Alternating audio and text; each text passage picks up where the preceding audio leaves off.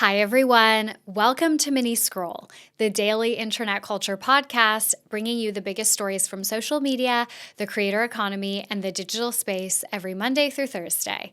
I'm your host, Lauren Meisner, the founder of the youth digital media brand, Centennial World. Welcome back to Mini Scroll, everyone. So I wanted to say something about the comments that I've been getting on and off about how I have mouth sounds when I host the podcast. And I'm so sorry about that because I am sure that is so freaking annoying.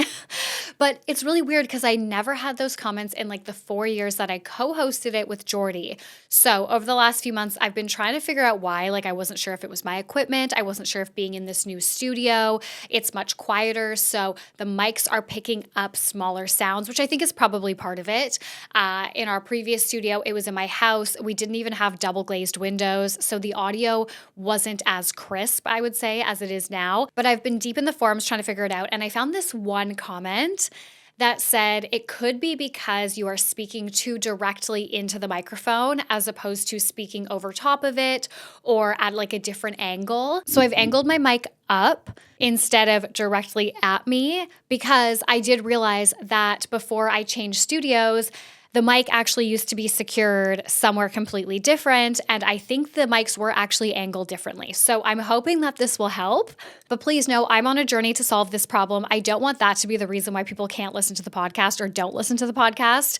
So I am trying to figure it out. But if anybody has any tips, whether it is like personally, like I'm a hydrated queen. I don't know, maybe I'm too hydrated, but if you have any tips about like what I could do or what I could do for the equipment, let me know. All right, let's just get into the stories for today. So the first story that I have for you guys is that Chappell Roan has addressed confusion over her comments about not endorsing a presidential candidate. Okay, so earlier this week, The Guardian published an interview with Chappell Roan in which Chappell explained why she hasn't endorsed anyone for the U.S. presidential election coming up.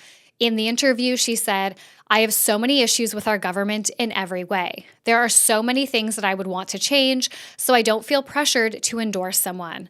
There's problems on both sides. I encourage people to use your critical thinking skills, use your vote small, vote for what's going on in your city." And then the article goes on to say the change she wants to see in the U.S. in this election year, she says instantly is, quote, trans rights. They cannot have cis people making decisions for trans people, period.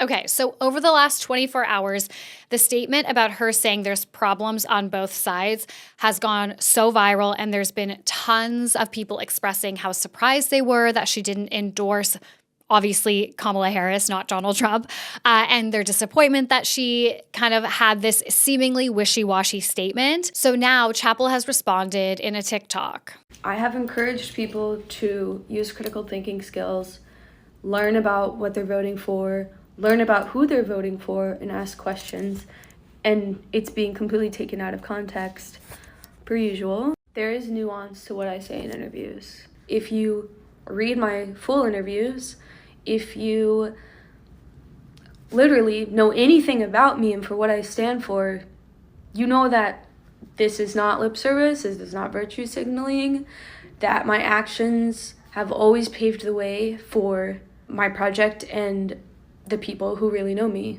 No, I'm not voting for Trump. And yes, I will always question those in power and those making decisions over other people. Okay, so I think that this is such a clear example of like our lack of media literacy. I think it's so stupid that she needed to clarify at all who she would be voting for or like who she would be endorsing if she was going to publicly endorse someone. Obviously, she's not voting for Trump. Literally in the next sentence, she says the number one thing that she cares about right now is trans rights. And Chappell Roan as a persona is a drag persona. She champions LGBTQIA plus causes. She donates to those causes. Like she is so involved. I mean, I'm not American and I don't live in America. So I also don't necessarily want to pass judgment on how people felt about her making that statement. I'm also going to say, though, that it appears to me like Chappell's team is setting her up to fail. I think she is doing so much right now. She's doing so much press. There's literally a new Chappell Roan interview, like I'm not kidding, every single week. She's performing at like every festival, every major event. I think she's also on tour right now. And she keeps telling us she's not okay. Recently, she also said she hopes that she doesn't actually win a Grammy, which I thought was interesting because to me that's indicative of, the fact that her team is not protecting her or doing necessarily like what is in her best interest possibly, because I don't know how many of you guys know this, but when it comes to award shows like that, or just like even industry awards, things that happen in any industry for the most part, you have to submit yourself to even be considered, let alone nominated, let alone winning. So Chappell being nominated for Grammys, like either she submitted herself, which by her statement, I'm assuming she didn't. Her team submitted her, her management submitted her, the label submitted her, like someone has submitted her. So for her to come out and say, I hope I don't win, again, acting, I'm assuming it was not her that submitted herself, so acting, against her best interest. I think it's so clear she's struggling right now, and I think she needs to stop doing press. Like she needs to stop doing interviews because it feels like she can't handle the feedback. And I am not saying that the feedback is valid feedback. I'm just saying in general, any interview that like a really big celebrity does is going to get picked apart. So I think she needs to stop doing press for now. And I think maybe she needs to at least pause on her social media and just use it the way that some really big A-list celebrities do, like a Taylor Swift, where they almost exclusively use it for their career, to promote albums. Like it is not a personal diary. It's an extension of their work. I think while being so personal on social media is obviously of benefit to her fans, and, it just feels natural when she's young, right? She's like Gen Z. And, it just feels like the natural way also to promote your music and stuff like that. But I think Chappell now is at this level where she needs to limit her interactions with feedback, because it seems like the team that she has around her hasn't put enough in place yet to protect her. Okay, the next story that I have is I have some more pop girly news. I have two quick little ones, little updates. So the Short and Sweet tour, Sabrina Carpenter's tour, started last night. It was so good.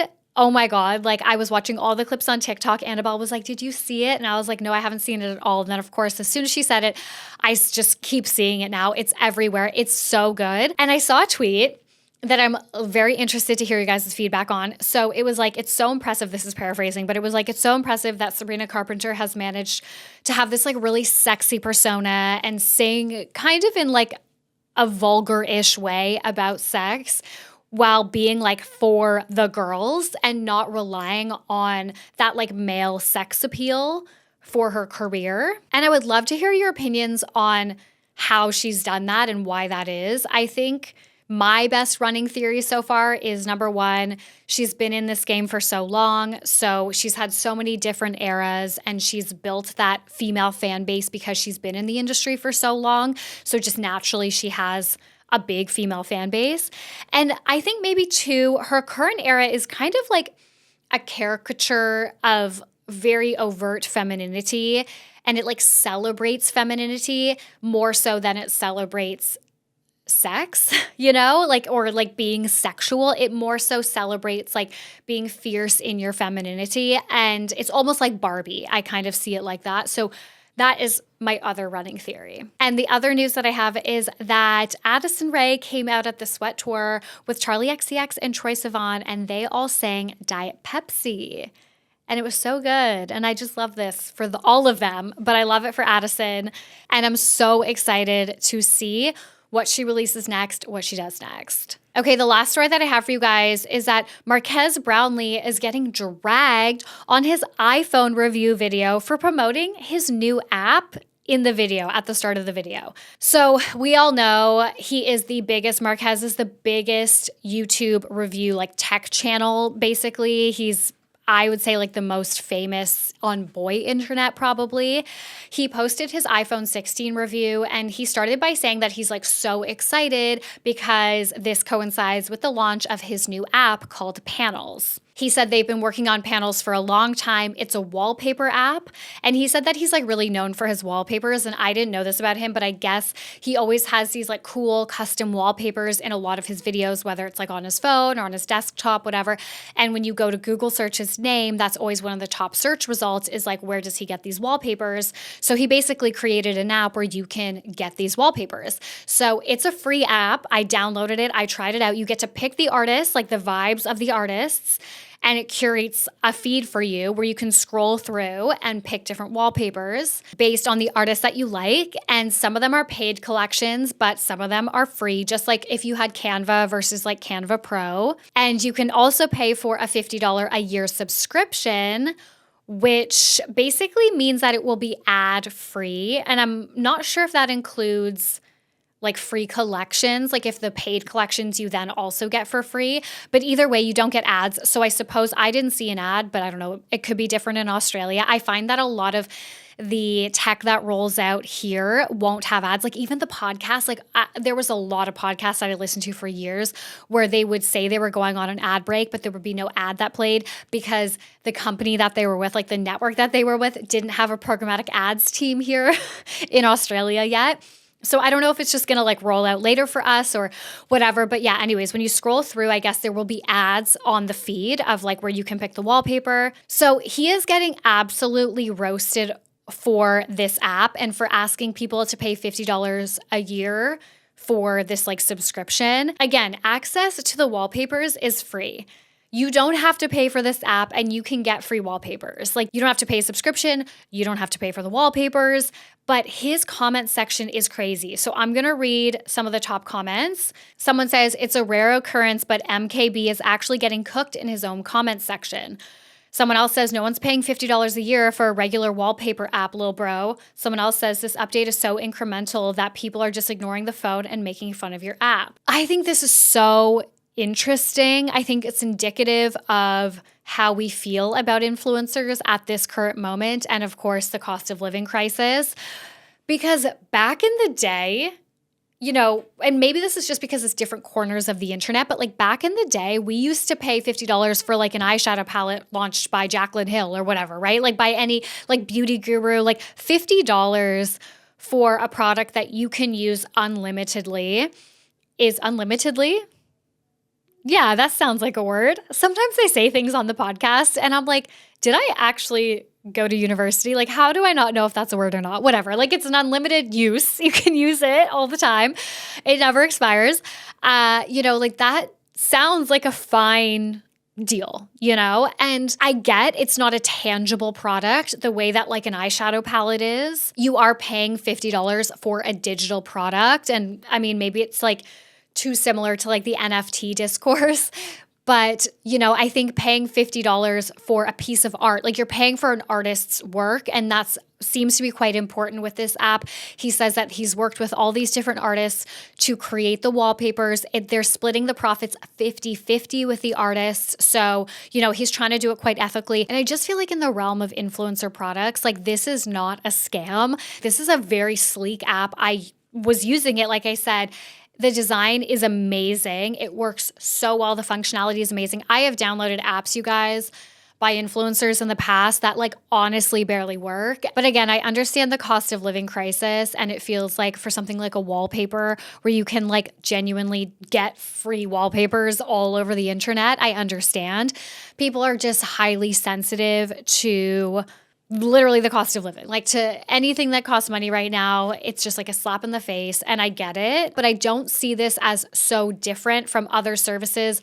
Maybe it's just because I'm in media, so I'm familiar with them, but you know, there's tons of websites where you can get free images, like stock images and videos, but then you can also pay for the pro subscription, and your options are significantly better and way more and whatever, you know, or you can pay per image and stuff. Like I see it so similar to that, but I understand it is also just like for your own phone where you can get a lot of free stuff. But I just think at the end of the day, if you don't like it, you just don't have to download it or pay for it. Anyways, guys, thank you so much for listening to Mini Scroll. Please remember to rate, review, and subscribe. I love you guys, and I will talk to you tomorrow. Bye.